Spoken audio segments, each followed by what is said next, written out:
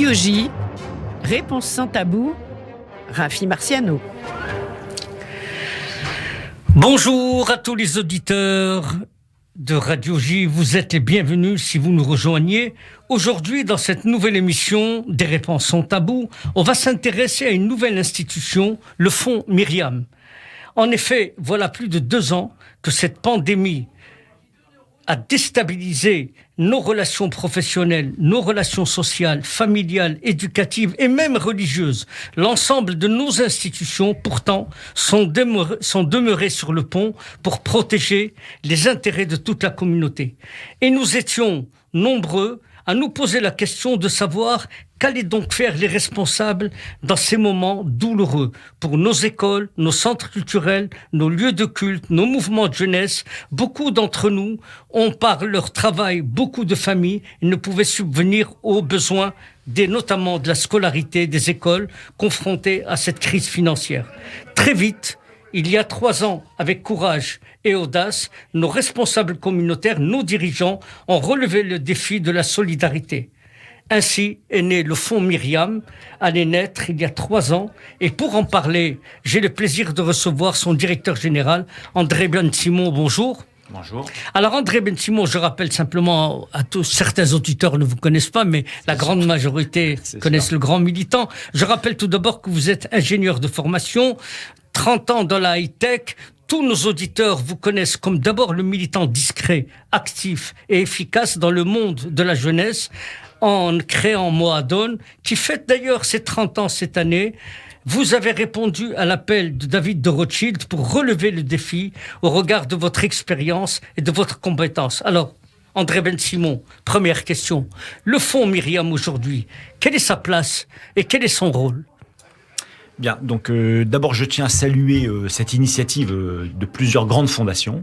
Donc la Fondation de la mémoire de la Shoah, la Fondation Rothschild, Saktarachi, et puis la Fondation Le Fonds Arevim. Donc ils ont eu la merveilleuse idée d'unir leurs forces, d'avoir une démarche unitaire pour faire face aux conséquences économiques du Covid. Donc ils ont réagi très vite. Le Covid, c'est mars 2020. En septembre, on était déjà prêts, septembre 2020. Donc ils ont été très très réactifs. Et puis donc effectivement, David m'a contacté pour savoir si j'étais d'accord pour m'occuper de gérer ce fonds. J'ai répondu tout de suite oui. J'ai pas réfléchi beaucoup. J'avais du temps et puis c'était l'occasion de donner un peu de mes compétences, de mon expérience pour la communauté. Voilà, j'ai promis pour 3 ans puisque c'est une durée de vie. Ce fonds, il a une durée de vie déterminée. Il est là pour 3 ans et donc j'ai garanti que je pouvais m'en occuper pendant 3 ans. Et donc voilà, voilà comment est née l'initiative.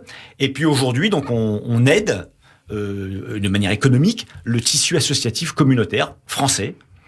On a fait déjà un exercice de 13 mois, depuis décembre 2020 jusqu'à décembre 2021. Et sur ces 13 mois, on a aidé déjà 140 associations sur Paris, mais également en province, 60% sur Paris, 40% en province, Marseille, Strasbourg et toutes les villes en France. Et puis on a aidé dans différents domaines, dans le domaine du social bien sûr, très très important, pour les écoles, les synagogues, les centres culturels, un peu tous les domaines, tous ceux qui ont besoin d'aide financière. Donc on a vraiment fait une année sans relâche, on n'a pas chômé. Et donc j'espère qu'on les a aidés à passer cette première étape qui était disons les 18 premiers mois de la crise du Covid. Et maintenant on est en train de démarrer notre deuxième année, mais on va en parler peut-être un peu plus ensemble, avec une optique un peu différente pour la deuxième année et la troisième année, mais j'en parlerai tout à l'heure. Voilà, donc, mais la question qu'on se pose, André Ben-Simon, oui, c'est est-ce qu'il fallait créer un nouveau fonds pour répondre à cette nouvelle situation ? Est-ce que les institutions existantes qui font déjà un travail remarquable ne pouvaient-elles pas elles-mêmes assurer ce rôle ? Oui, c'est une vraie question. Cette question, elle s'est posée au début. Donc d'abord, le Fonds Myriam, il vient se rajouter à tout ce qui existe. Tous ceux qui travaillent aujourd'hui, les fondations, les institutions... En complémentarité. Continuent le travail. C'est en complémentarité. C'est en plus. C'est en plus et c'est sur une durée de vie déterminée. Donc ensuite, on va disparaître, on aura dépensé l'argent et donc les autres vont continuer à faire leur travail. Car vous ne prenez pas la place de quelqu'un d'autre. On prend la place de personne. Exactement. Voilà, on vient se rajouter. Alors maintenant, pourquoi quelque chose de nouveau ? Parce qu'on aurait peut-être... Ils auraient pu réunir l'argent et utiliser les circuits déjà existants. Il y a eu cette question, faut-il créer un guichet supplémentaire ? Et donc la réponse a été oui, parce que conditions exceptionnelles, alors solution exceptionnelle. C'est-à-dire qu'il faut être très rapide, il faut être très pragmatique, très concret et répondre. Il fallait sortir du cadre, sortir des contraintes. Voilà, d'une certaine bureaucratie entre guillemets communautaires. Oui, parce que chacun a ses contraintes. Donc là, il fallait trouver quelque chose. D'ailleurs, l'État aussi a fait la même chose. Ils ont mis en place des systèmes totalement nouveaux pour faire face à cette conjoncture. Et donc, on a fait exactement la même chose. On a créé une structure hyper agile. On est deux à travailler. Je travaille avec une collaboratrice d'ailleurs hyper efficace. Et donc ensemble, on est complémentaires et on fait tout le boulot. Avec, bien évidemment, un comité d'arbitrage. Nous, on décide absolument rien tout seul. On a un comité d'arbitrage qui se réunit toutes les semaines et on passe en revue les dossiers qui ont été étudiés, qui ont été analysés. Et puis avec le directeur de chaque fondation qui est à l'initiative de Myriam, nous décidons des subventions que nous devons attribuer au tissu associatif. Alors ça, il y a des décisions collégiales. C'est super. Voilà. Comme vous avez dit, vous avez aidé des écoles, des centres unitaires, des synagogues, des associations. Je prends un exemple, par exemple, les écoles qui ont été confrontées aux frais de scolarité où les parents ne pouvaient plus payer leurs frais de scolarité, le frais de cantine, ce qui était très sensible, etc. Et là, le fonds Myriam vient et dit, présentez un dossier, on peut vous aider, c'est ça ? C'est exactement ça. C'est exactement ça. Les écoles, elles ont beaucoup souffert, mais elles ont toutes répondu présentes. Elles ont fait un travail absolument remarquable. À ma connaissance, aucune famille, aucun enfant n'a été mis dehors. Alors que des centaines de familles et des centaines d'enfants n'ont pas pu payer les frais de scolarité. C'est ça. Donc, ça veut dire que vous venez pour compléter, c'est-à-dire ne pas fragiliser les écoles. Vous les avez aidées en contribuant à ce que les familles, en tout cas, la partie de la bourse qui était donnée, vienne du fonds Myriam. Exactement. Parce qu'en fin de compte, elles ont fait le premier pas. Elles ont pris sur leurs fonds propres. Elles ont déséquilibré leur équilibre financier habituel. Elles ont pris le risque. Et nous, on est venus les aider. Donc, à la fois, effectivement, plus de bourses, cantine ou frais de scolarité, mais également plus de dépenses. Les écoles, elles ont bien sûr, elles ont engagé des dépenses sanitaires, mais elles ont aussi engagé des dépenses informatiques, numériques, des ordinateurs, des tablettes, des zooms, des caméras, des tableaux numériques, donc de la formation des professeurs à ces nouvelles méthodes. Donc il y a eu vraiment un très gros investissement, d'ailleurs qui n'est pas terminé, une sorte de mutation accélérée vers le digital.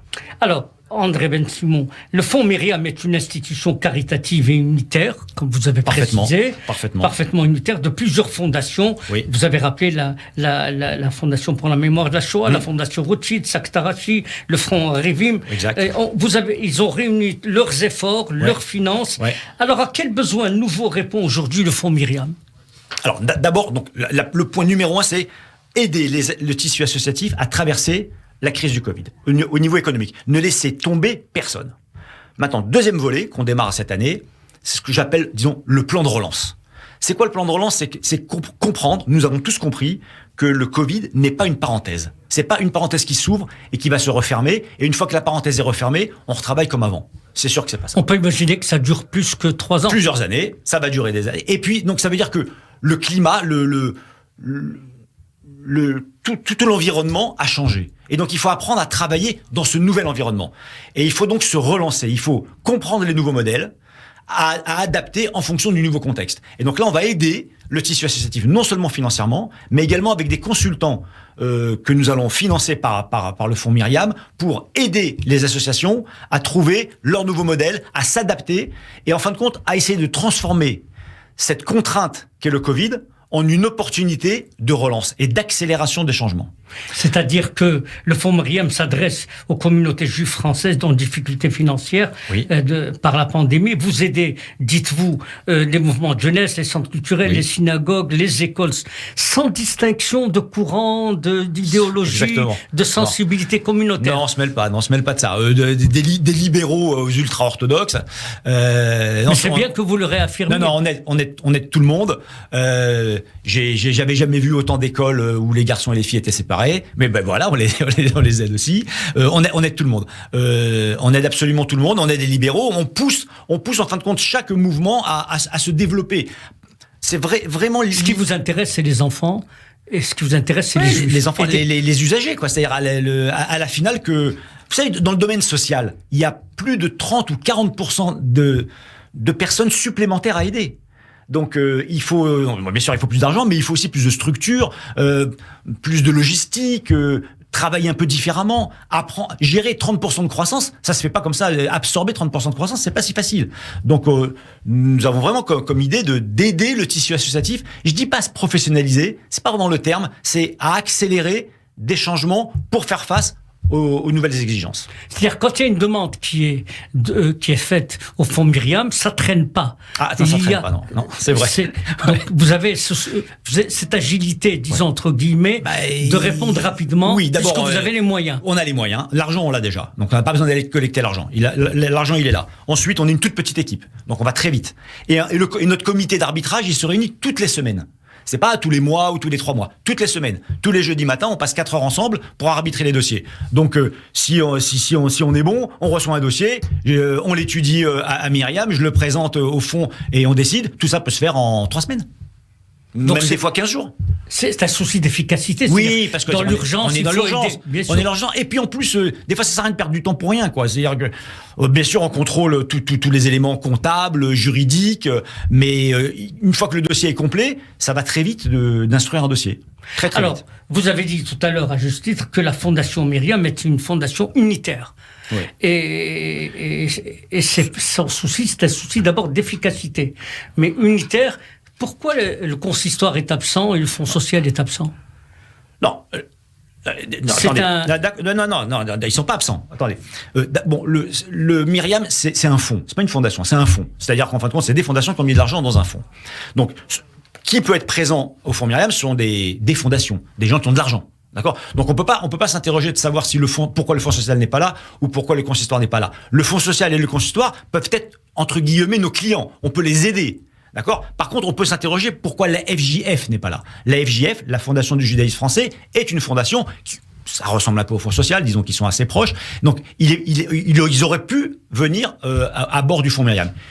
Ça a été étudié, mais ils n'ont pas souhaité. Ils n'ont pas souhaité, je pense que ce qui les gênait un peu... Que je veux dire, c'est pas un conflit politique. Non, c'est pas un conflit politique. Je crois que ce qui les gênait, c'est de la création d'un guichet supplémentaire. Ils devaient penser que le Fonds social pouvait être ce guichet-là, mais bon, les fondations qui ont été à l'initiative pensaient qu'il était préférable de faire un guichet adapté à la situation et de le refermer une fois que le fonds était éteint. Et ça n'empêche pas le fonds Myriam d'avoir d'excellentes relations avec le consistoire et le fonds social. Mais d'excellentes relations, c'est-à-dire qu'on les aide. C'est-à-dire le consistoire, on n'a pas encore aidé parce qu'on est en train de terminer l'étude sur le dossier consistoire central, consistoire de Paris et même CEJ, mais on va les aider en 2022 et en 2023. On va les accompagner non seulement sur l'aide financière, mais également à bâtir des plans de relance, comme j'ai expliqué tout à l'heure. Et pour le Fonds social, on les a déjà aidés et on va continuer à les aider. Voilà, donc, alors, je suis une association, je suis une école, je suis une synagogue de province. Comment je dois procéder pour contacter le fonds Myriam et comment je dois faire pour avoir une aide pour mon association, mon école? C'est facile, on a un site internet. Donc très simple, il y a 4 pages. Sur une des pages, pour solliciter, il faut remplir un petit dossier. Il y a 3 pages. Et puis ensuite, il faut joindre des documents. Une fois qu'on reçoit le dossier, le dossier c'est très simple. C'est pas un dossier. Comment je sais que je suis éligible aux critères? C'est expliqué sur le site. Là, ça c'est la première page. Et il faut être dans le tissu associatif. C'est non lucratif, d'intérêt général et d'intérêt public. Et puis être en France. En France pour des Français. C'est pas en Israël, quoi. D'accord? On n'aide pas les associations en Israël. Et puis à partir de là, moi j'instruis le dossier, je rentre en contact, je visite les organisations quand il y a besoin, des fois uniquement par Zoom, ça dépend des moments. Et puis ensuite on arbitre. Donc ça va très vite. La plupart des associations sont éligibles. Alors, vous dites, André Ben-Simon, que le fonds Myriam s'adresse à tous et à tous les courants de sensibilité. Oui. Curieusement, vous n'intervenez pas, comme vous dites, et pourquoi par exemple, pour les francophones d'Israël, c'est par un souci d'efficacité? Non, pas du tout. Non, c'est dans les statuts, c'est le point de départ. On a dit, on aide en France pour les Français. C'est un fonds, les fondations, à l'initiative, au démarrage, quoi, ils ont eu comme idée d'aider le tissu associatif français en France. Ils n'ont pas voulu élargir leur champ d'investigation. Et je crois que le fait qu'il y ait la FMS et la Fondation Rothschild qui ont des relations avec l'État, quoi, il y a un peu l'État qui est dedans. Donc forcément, je pense qu'il devait avoir un spectre d'intervention limité à la France. Alors, quand on interroge les écoles, André Ben-Simon, c'est ce qui était parfois rare dans cette communauté, mais qui arrive, c'est qu'ils sont très sensibles à la rapidité, à l'efficacité des réponses et à la facilité de remplir des dossiers par Internet et sans perdre du temps, etc. Est-ce que vous êtes conscient de cette aussi c'est une aide psychologique que vous apportez? Ouais, non, je suis conscient, mais je veux expliquer que on peut faire ça dans le cadre de ce fonds Myriam, qui est un fonds d'urgence, dans des conditions très particulières, et on n'a quasiment pas de contraintes. Donc on peut aller très vite et être très efficace. Donc ça ne veut pas dire que... Parce que forcément, après, il y a la comparaison. Alors, mais pourquoi, quand on remplit un dossier à la Fondation Rothschild, ou quand on remplit un dossier à la FMS, c'est plus long, c'est plus ceci, c'est plus cela? Parce que chacun a son propre cadre d'intervention, chacun a ses propres contraintes, et donc il ne s'agit pas de comparer. Mais nous, on a mis un accent très particulier, qui est même c'est même l'essence même de la création du fonds Myriam, c'est d'être très agile, très réactif, et je dirais que moi j'essaie également d'instaurer une relation vraiment de confiance avec les associations que nous aidons, et je vais presque vers elles. J'attends pas la sollicitation. Je vais vers elles, et quand on me demande 10, je peux même poser la question, mais pourquoi vous ne nous demandez pas 20? Pourquoi vous voulez pas encore faire plus de choses, être plus entreprenant? D'accord? Bon, je force un petit peu le trait, mais c'est pour expliquer que on n'est pas uniquement en train d'être dans l'attente et d'être réactif, mais on essaye d'être proactif dans le sens d'encourager ce tissu associatif à rebondir face à cette crise de Covid, et de profiter vraiment, parce que ça j'y crois très très sincèrement, profiter d'une contrainte pour en faire une opportunité. C'est dans ces moments-là on peut inventer les meilleures choses, les plus productives, les plus innovantes, en rupture. Voilà. Et donc il faut profiter de ces moments. Et donc il faut avoir des bonnes idées. Je vais vous dire différemment. À Myriam, on a plus d'argent que de projets intéressants. Voilà. Alors, trouvez-nous des bons projets, trouvez des associations qui veulent se bouger, on a l'argent pour les financer. Voilà. Allez, j'aime bien provoquer. Est-ce que c'est pas ça la définition de la solidarité juive authentique? Je sais pas, mais c'est vrai qu'on s'appelle le fonds Myriam. Mais Myriam, c'était en rapport avec la prophétesse dans le désert, la sœur de Moïse, et je crois qu'elle représentait le puits, l'eau, quoi. L'eau, c'est ça. Et donc, en fin de compte, l'eau, c'est pour faire en sorte que les Hébreux dans le désert, voilà. Il explique Raïm Corsia dans notre site. C'est la vie. C'est la vie. Et puis, c'est aussi, comment dire, le fait d'être rassemblés tous autour de l'eau, et donc d'une substance, quoi. On se dispute moins, quoi. Il y a une convivialité également qui se crée. Mais vous avez raison, parce que il y a ce clin d'œil, voilà. Le Midrash raconte que Myriam, la prophétesse, c'est elle qui a inventé les paniers de Pessah. C'est elle qui a inventé la solidarité, la distribution des repas le vendredi. Elle réunissait les familles juives, etc. pour servir. Cette idée-là de la solidarité juive, elle arrivait à illuminer les visages assombris. C'est ça que fait le fonds Myriam? On essaye gentiment, très modestement. Oui, c'est de l'aide financière, de l'aide en méthode de travail pour faire mieux, mais également du contact humain, de la chaleur, de la proximité. Mettre à l'aise. J'ai l'habitude de dire que j'aime les associations avec lesquelles je travaille. Oui, mais est-ce que vous réalisez que vous mettez à l'aise des directeurs d'associations, des présidents, parce que ce côté chaleureux aussi, c'est pas simplement l'argent, c'est que dans un sens, c'est elle qui vous rend service. Oui, non, mais c'est-à-dire que moi, j'ai débarqué dans cet environnement il y a 14 mois. Je suis impressionné tous les jours par la qualité de notre tissu associatif. On a des gens remarquables, exceptionnels, des gens de terrain qui sont restés sur le pont pendant toute la pandémie. Pendant toute la pandémie. Ils ont fait face. Avant déjà la pandémie, c'est exceptionnel ce qu'ils font, et pendant la pandémie, encore plus. Et donc, la moindre des choses, c'est d'être un tout petit peu à leur hauteur, mais on peut pas être à leur hauteur, mais un minimum les accompagner du mieux possible. Voilà. Est-ce que vous recevez les directeurs de chaque association qui viennent de vive voix vous expliquer et défendre leur dossier? Oui, bien sûr. Alors, soit d'abord je me déplace, la plupart du temps je me déplace. Sinon ils viennent dans les bureaux, c'est plus rare. Et quand c'est compliqué, parce qu'il y a eu beaucoup de complications avec la pandémie, on a fait des Zooms. Je me suis déplacé à Marseille, je vais à Strasbourg le mois prochain, parce que Marseille et Strasbourg sont les 2 grandes villes où il y a eu le plus de dossiers. Mais se déplacer en province, c'est pas évident parce que ça demande beaucoup de temps. Et en fin de compte, pour gérer 140 dossiers en un an, il faut travailler tous les jours. Et il y a peu de place pour les déplacements. Mais par contre, je vais dans les associations, je vais dans les écoles, je vais visiter les associations, je veux visiter les épiceries solidaires, je veux visiter les betteraves.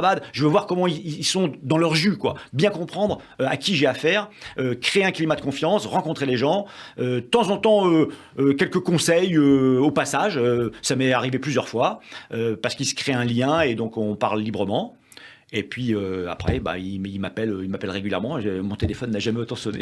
Alors André Ben-Simon, vous dirigez donc le fonds Myriam, Ouais. et vous dites que les gens remplissent un dossier, vous l'envoient, et il y a un comité d'arbitrage Ah oui. qui vérifie les problèmes juridiques, comptabilité, toutes les normes à remplir, la crédibilité de l'association et les besoins.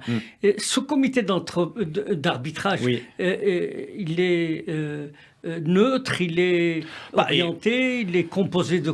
C'est un comité, d'abord, c'est un collectif. Donc, il y a le directeur de chaque fondation qui est à l'initiative du fonds Myriam. Le directeur de la FMS et son adjoint, le directeur de Rothschild, le directeur de Saktarashi et le directeur d'Arivim. Donc, en fin de compte, et nous, c'est-à-dire ma collaboratrice et moi. Et donc, on forme un comité. Je présente des fiches de synthèse pour aller vite et j'explique les dossiers.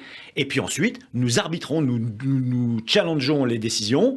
Et puis se dégage ensuite un consensus pour savoir est-ce qu'on aide ou est-ce qu'on n'aide pas et pour combien d'argent. Et à quelles conditions.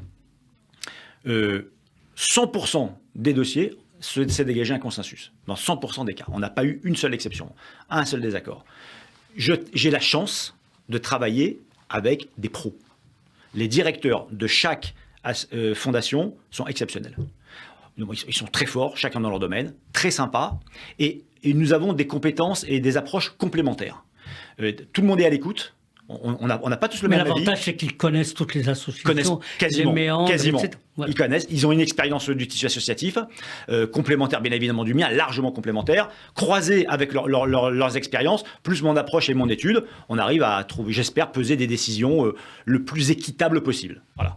Et donc, je pense que Myriam a la chance d'avoir un comité de gestion, d'arbitrage de très grande qualité. Et de l'argent. Et de l'argent, ouais. Donc, vous avez dit que vous avez plus d'argent que de projets. Oui, mais ce oui. n'est pas les projets qui manquent, c'est les projets qui sont utiles pour faire progresser le judaïsme français. Des projets utiles et des projets crédibles. C'est-à-dire que c'est un peu comme dans les startups. Il y a beaucoup d'argent dans les fonds d'investissement, mais après, il faut trouver des bons projets et des hommes pour les mener. Dans le tissu associatif, c'est pareil. De toute façon, moi, j'adore dire qu'on ne donne pas de l'argent, on investit dans les associations.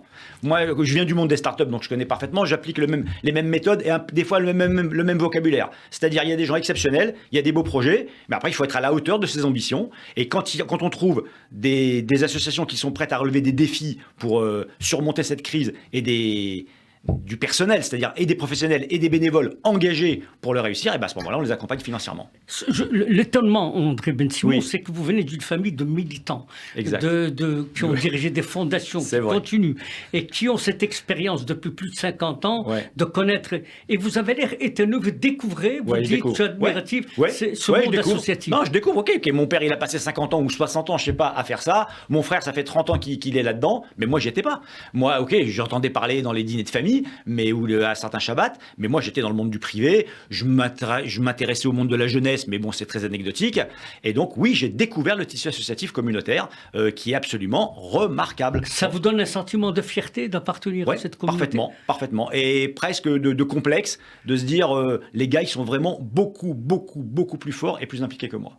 Et depuis des années. Est-ce que vous sentez une motivation très, très importante et profonde dans les associations, dans les écoles? Parfaitement. C'est des besoins réels qui vous demandent. Ah oui, des besoins réels et des gens de qualité. Moi, on m'avait dit, les écoles juives, tu vas voir, c'est pas terrible. Tu vas voir, c'est pas vrai, les écoles juives, c'est super. Les écoles juives, c'est super, voilà. Et peut-être qu'elles ont passé des années difficiles il y a 10 ans ou 15 ans. En tout cas, aujourd'hui, elles sont passées à travers. Et le travail qui est fait est remarquable. Mais c'est valable partout, dans le social. Mais les écoles également. juives, non seulement c'est remarquable, la réussite scolaire et pédagogique, mais aussi, là, ils ont appris le financement, financement, les budgets, etc. Ouais. Est-ce qu'on peut être fier de nos associations scolaires? Oui, bien sûr. Ah, on peut toujours faire mieux, on peut toujours progresser, mais oui, c'est très bien. Dans les écoles, le tissu social, il y a à la fois des grandes associations et des associations dites de proximité, des toutes petites associations de quartier, mais elles sont très complémentaires, elles travaillent ensemble. Ouais, je trouve ça super. Ouais. Est-ce que vous diriez que, André Ben-Simon, que le fonds Myriam, c'est l'audace de la vie, la solidarité pour la vie? Selon la thèse de Maïmouni, c'est-à-dire apporter aux plus démunis, ne pas laisser sur le bord de la route. Exactement. C'est ça l'objectif. Il faut laisser personne de côté. Il faut laisser aucune famille, aucun enfant de côté. Ça, c'est le travail des associations. Quelle que soit la nature de l'association ou du réseau qui vous demande. Parfaitement. Un bilan clean, pas des voyous. Mais il n'y en a pas. Non, je veux dire que ça vient du monde libéral, conservatif, ça c'est pareil. orthodoxe. Exactement. Oui, il y a beaucoup de Lubavitch. Oui, les Lubavitch sont très dynamiques. Ils sont très dynamiques. Alors on aide beaucoup les Lubavitch. Oui, c'est très bien. Ils sont très dynamiques, on les aide. Parce qu'ils font du bon travail. Ils font du bon travail. Mais bien sûr, des gens sérieux, des gens qui ont des bilans, qui ont des associations en règle, qui sont entre guillemets cachères, d'accord. Donc ça c'est très important. C'est même fondamental. C'est la base de la base. Mais toutes les associations qui nous ont contactés sont comme ça. Les gens sont sérieux, quoi. On a des gens très sérieux dans notre communauté. Donc voilà, on aide toutes ces personnes, toutes ces associations. Est-ce que vous réalisez nous on n'aide pas les gens. C'est les associations qui aident les gens, les enfants, les familles. Nous, on aide les associations. Moi, ma préoccupation, c'est que les associations, elles soient sérieuses, elles soient solides et qu'elles traversent la crise du Covid et qu'elles ressortent de cette crise du Covid plus fortes qu'elles étaient avant. Est-ce que vous vous rendez compte, André Ben-Simon, que le fonds Myriam, c'est une bouée de sauvetage pour plusieurs associations et une bouffée d'oxygène pour des écoles? C'est très important? Oui, sauvetage, oui, c'est sûr, sauvetage. Mais effectivement, j'aimerais, en tout cas, je souhaiterais que ça devienne effectivement une bouffée d'oxygène, c'est-à-dire de savoir se ressourcer et de savoir se poser un tout petit peu pour imaginer. De savoir qu'on peut compter sur une fondation qui est réactive. Oui, réactive, non, et qu'on va les accompagner. Non seulement on va leur donner de l'argent, mais on va les accompagner avec j'appelle ça des consultants, donc du personnel qu'on paye pour ensemble réfléchir. Et parce que quand on confronte une vision interne, qui est celle des fondateurs, des bénévoles et des professionnels, et qu'on la confronte avec un regard externe d'un spécialiste du sujet, eh bien cette confrontation elle est très fructueuse. Elle génère de la valeur ajoutée. Et donc c'est cette valeur ajoutée que l'on veut essayer de proposer aux associations. D'ailleurs, on a trouvé un nom pour ces subventions qu'on va délivrer à partir de 2022-2023. On appelait ça des subventions à valeur augmentée, des SAVA.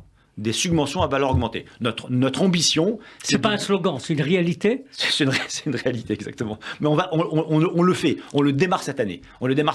Et on est vraiment impatient de délivrer des résultats tangibles que l'on va mesurer. Alors André Ben-Simon, le fonds Myriam, merci d'être intervenu parce que vous avez fait découvrir aux auditeurs ce qu'était le fonds Myriam, sa place et son rôle. Merci d'avoir accepté notre invitation. Merci beaucoup, merci.